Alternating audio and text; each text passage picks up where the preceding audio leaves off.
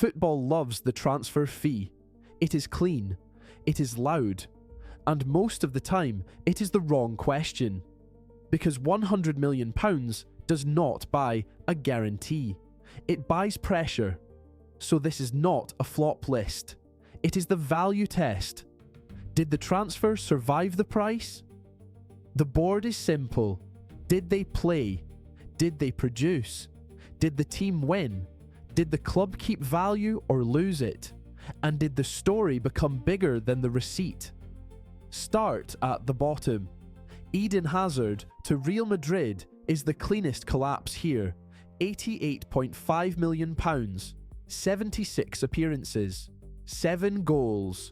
The trophies are real, but the transfer never had enough football in it to defend the number. Philippe Coutinho is different. There was output, there were medals, but at £142 million, Barcelona needed a foundation piece. They got a player they later had to move on at a heavy loss. Romelu Lukaku's second Chelsea spell is even shorter, £97.5 million, 44 appearances, 15 goals. One season basically told the story. Now the middle is where the internet usually gets lazy. Ousmane Dembélé was not empty. He won trophies at Barcelona and still had moments of real quality. But £135.5 million leaves no room for years of interruption. Antoine Griezmann had the same problem in a different shape. 35 goals and 16 assists is not nothing. But the fit never felt natural enough for a £107.6 million transfer.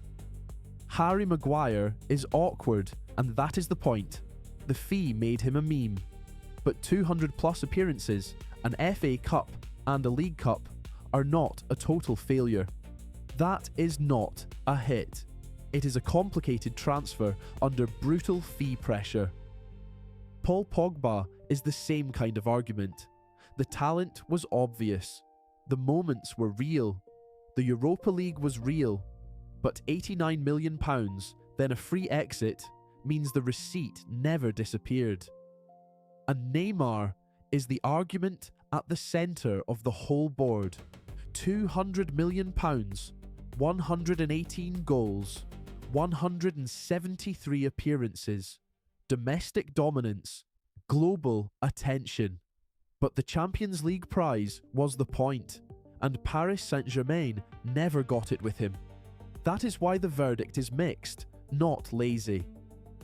Now move into the deals that survived.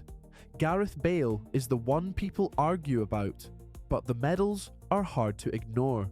106 goals, 5 Champions Leagues, final moments that changed the club's history. Messy, yes, but not a flop. Kylian Mbappé is a hit with one mark against him. The output was outrageous. 256 goals for Paris Saint-Germain, 6 league titles, but leaving on a free keeps the value score below the very top. Virgil van Dijk might be the cleanest football argument on the board. £75 million for a defender looked enormous. Then Liverpool became champions of Europe, champions of England, and a different side. Sometimes value is not goals. Sometimes value is changing the ceiling. And then there is Cristiano Ronaldo, £80 million, 451 goals, 4 Champions Leagues, then resale value when he left. That is the rare expensive transfer where the number starts to look small. So what does £100 million actually buy? Sometimes a trophy machine, sometimes an injury report, sometimes a very expensive argument. And that is the catch with football money. The receipt arrives on day one. The value takes years to prove. Ronaldo made 80 million look cheap. Hazard made 88 million feel heavier every season. Neymar is still the argument no one has quite finished. So the beautiful number is not the fee. It is the moment people stop talking about the price and start arguing about the player instead. Which, to be fair, is probably why football remains completely normal and not ridiculous at all.